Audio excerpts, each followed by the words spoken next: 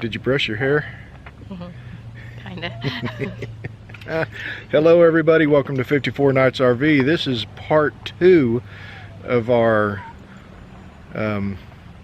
owner's review of the 2016 Fleetwood Southwind 34A. We're doing the outside because it is gorgeous out here. This January morning. So, I'm gonna hand her the camera and we'll get to this and maybe get it done a little bit quicker than what we did the inside. Yeah. Is it still recording? Yeah, it should be. Okay. Yeah. Okay.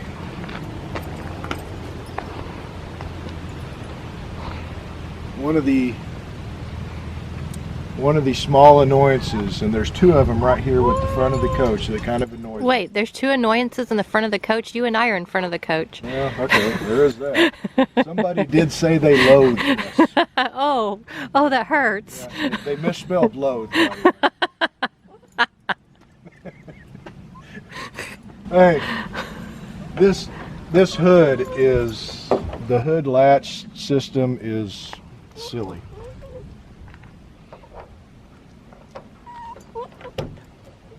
Not so much the opening it, but the getting it closed and lashed back shut is a pain in the butt. But here's the second thing that I find annoying.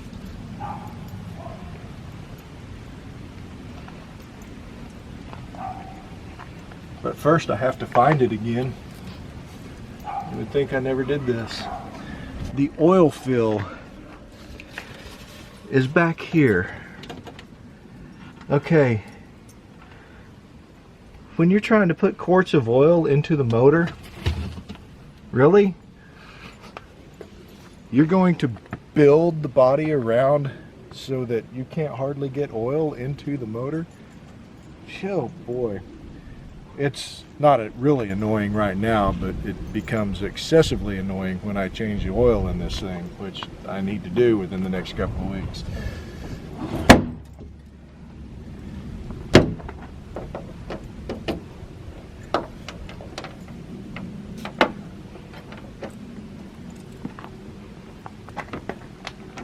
Oh, look what's on top of the picnic table. Hey, quit squirreling. I wasn't squirreling, I was dogging. So, it's latched, but as you can see, it's not very secure. Good thing the wind hits it right straight in the face. Hey, I pointed this out on our Elephant Rock Lake Murray video, but I'm going to point it out right here. The outside storage bays on this side of the coach are mounted onto the slide, which is nice when you want to access those storage bays when the slide's out, because you're not having to duck up underneath the slide to get to the storage. And bump your head. And then I would most definitely, with 100% probability, bang my head on the stop of that slide. And how do we know that? Because we do that on the other side. It's really nice, but you lose pass-through storage when these bays are mounted out here.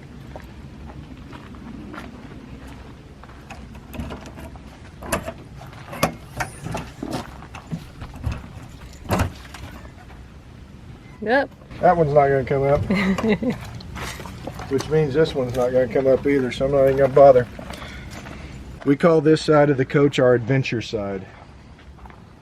All of our outdoor toys are in here. We've got our backpacks, the paddles for the paddle boards, our life jackets, a couple of inflatable kayaks.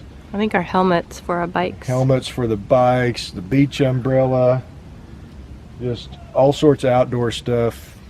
That's why we call it the adventure side.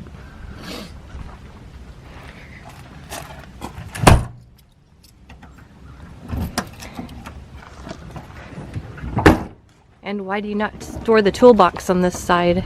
Because if we break down on the side of the road, you don't want to have to be getting into your toolbox standing on the highway. Keep that in mind. I can't remember where I saw that at, but that's something really important. If there's something that you may need to get to, if you're broke down on the side of the road, you want to make sure it's on the passenger side of the coach.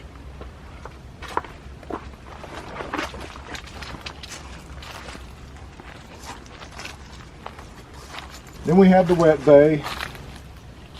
Nothing special here.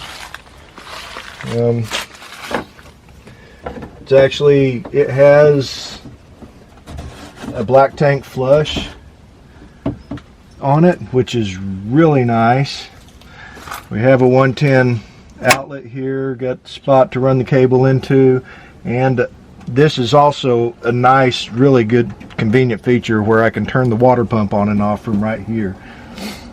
And then the outside shower, which is really a must, especially when you go to rinse out the sewer hose. Yeah, you think they all have them, and then we noticed some really high quality, well, lower end but high quality brands that actually didn't have Sport it. that we looked at did not have it on there. Not the year we looked, which was 2017, I think. Yep. And then the Cummins Onan 5500 generator. It works out awesome. We like it. And I need to change oil in it too. Oil companies are going to love me next month. And then the only pass-through storage we have is right here. And it's it's typical Class A. It's the shallow pass-through, but it's deep enough where we can keep our workout bench and a couple of lawn chairs in there. So, and this is where I store the hose.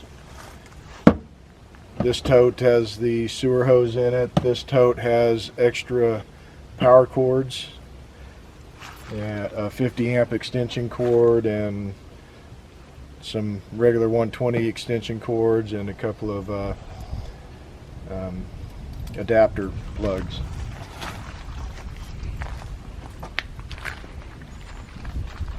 There's where we store our bikes. Come on, squirrel lady.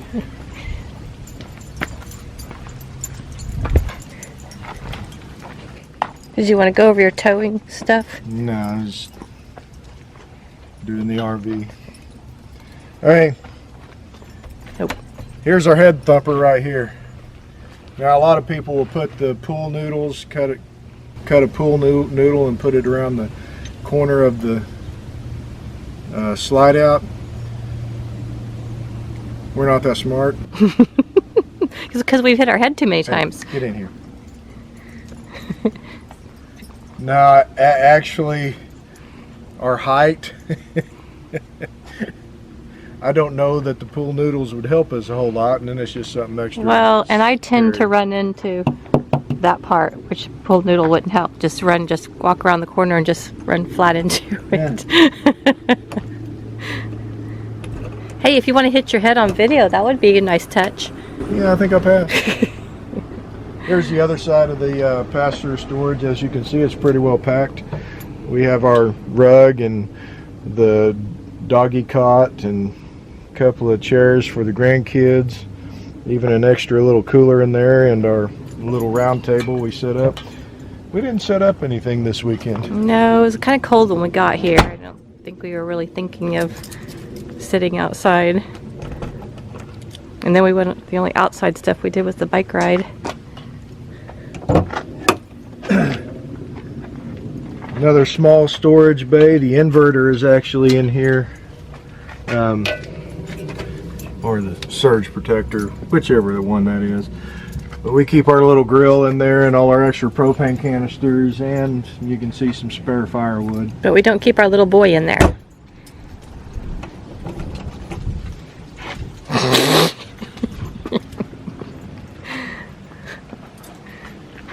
And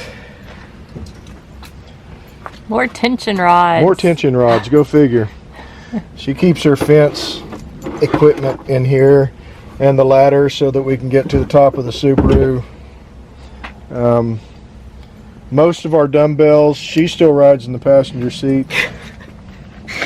But the tension rods actually work out real well for storing the ladder. Hey! Now, you know, these two compartments aren't pass-through because this one would go straight to the generator, and this compartment would actually go straight to the wet bay, so it wouldn't do any good to be pass-through.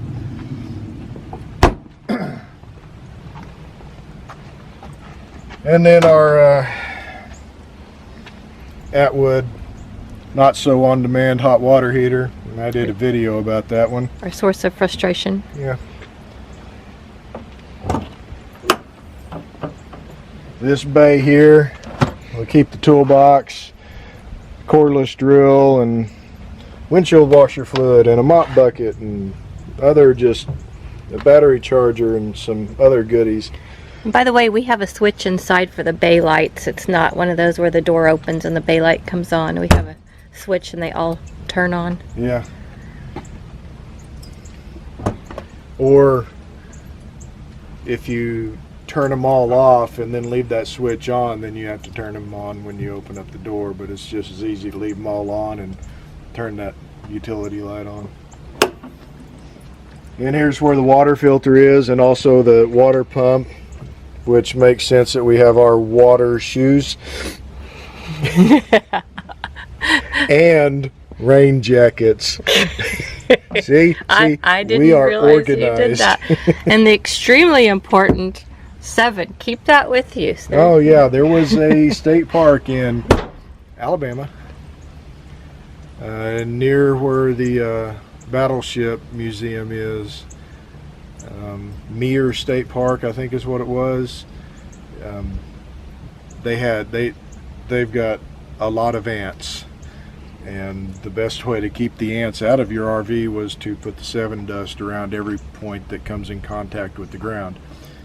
Fortunately for us, we weren't aware of that. we saw it later online after we. And then the baby propane tank. I think, well, when we filled it up and it was almost empty Friday, it was almost 15 gallons that we put in there. So, probably could use a larger propane tank, but it's really not too bad. I think we fill it up 3 or 4 times a year.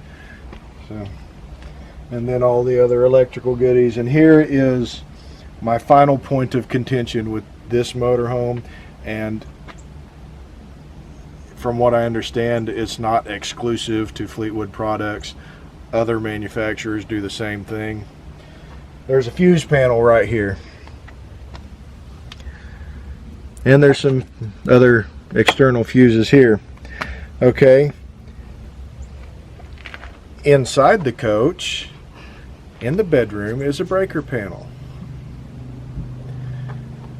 Then up here by the driver's seat is another fuse panel, which, by the way, doesn't just operate stuff to do with the dashboard. It also has some things to do with other items in the coach. And then in the engine compartment is yet, you guessed it, one more fuse panel.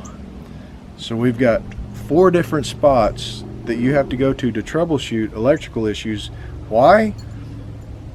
Because they don't give you a really good map of what these fuses are. It's like a game show. You guess and see if you won. It's a bit ridiculous. Oh, and our outside TV. Let's see if I can find the... This is watching football in the fall, sitting outside in your lawn chair. Which also brings to mind one other thing that I don't think we've mentioned yet. This coach has 4 TVs on it.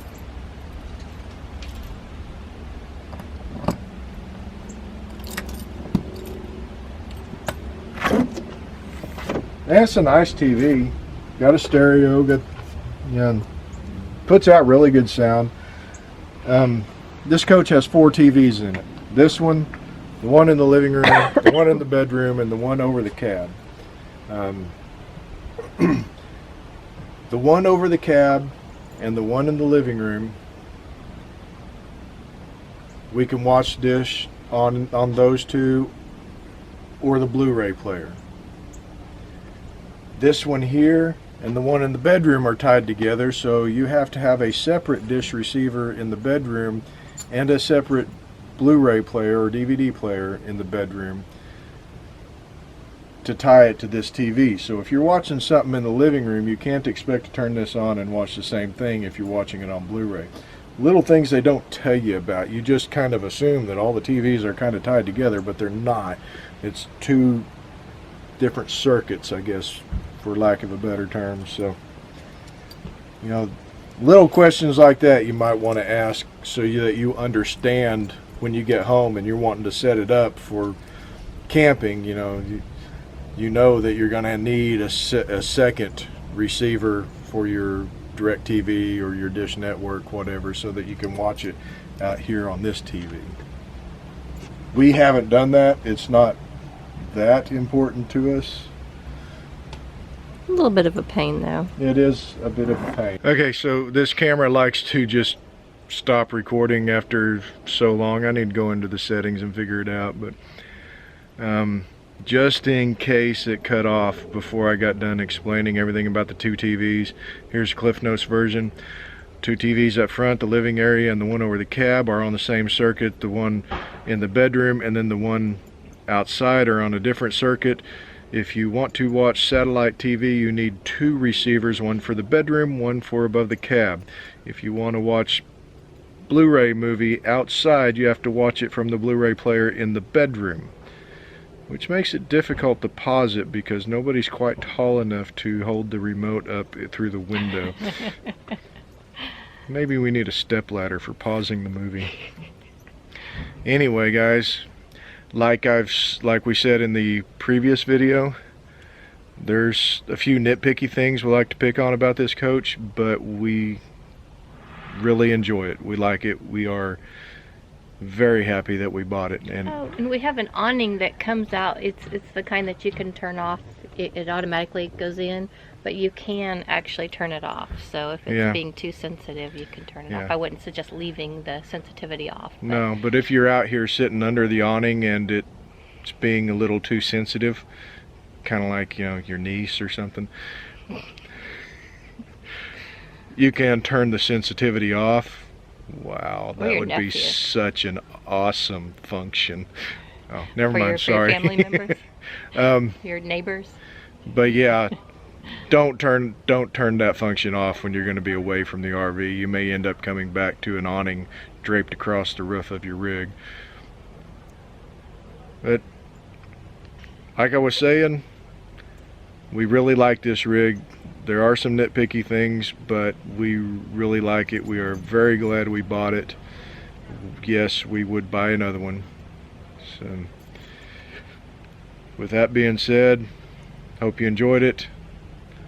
We'll catch you all down the trail. Bye. Now, wait a minute. Don't run away yet. Mother Teresa pointed out a couple of more things. Don't forget the steps and the battery. See?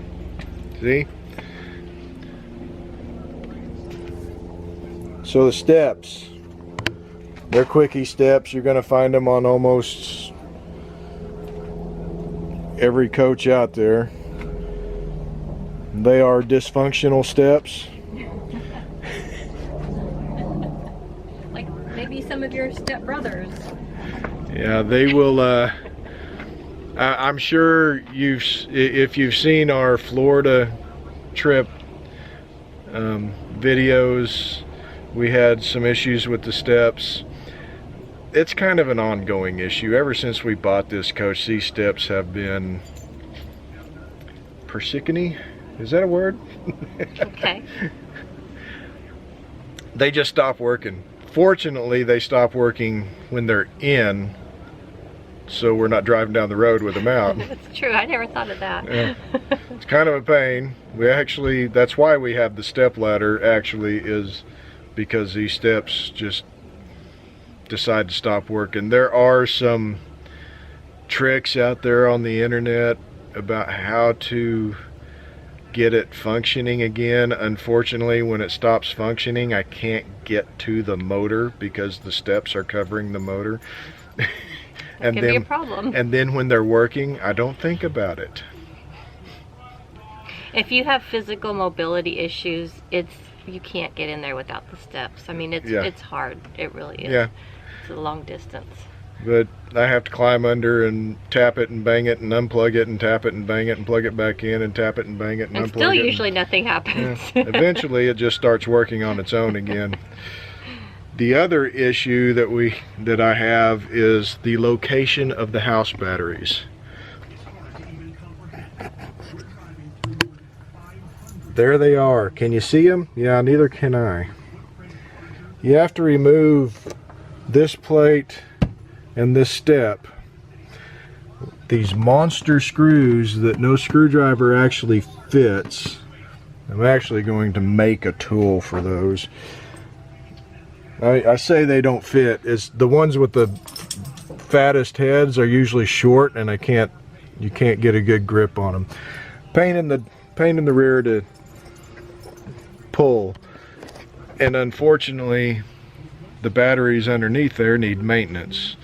So it takes too long to pull all this stuff off just to check the level of water in the battery. There should be something easier. They need to figure something a little bit better out. I mean, the location is fine, it's just accessibility that's a pain in the tail. Anyway, unless she interrupts me again. Oh yeah? Well, how about if I interrupt me again? Hey, not doing the best job of articulating my issues with the battery access. I do have a screwdriver tall enough to get to 2 of the 4 screws. The problem is one of these screws here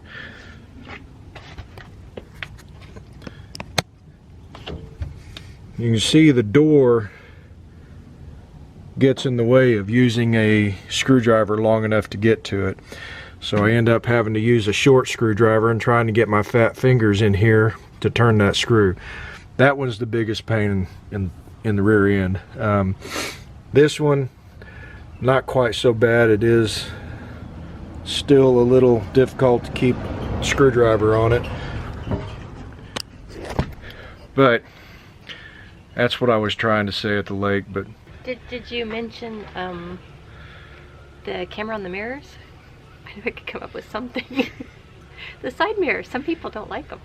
There you go. I knew I could come up with something. I'm so proud of myself. My arm's getting tired.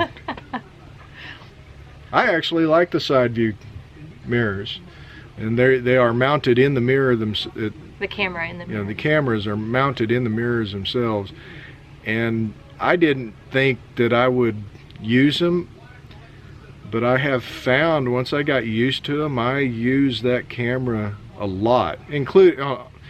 I also use the mirrors, but I use that camera a lot when I'm changing lanes. So it's really nice.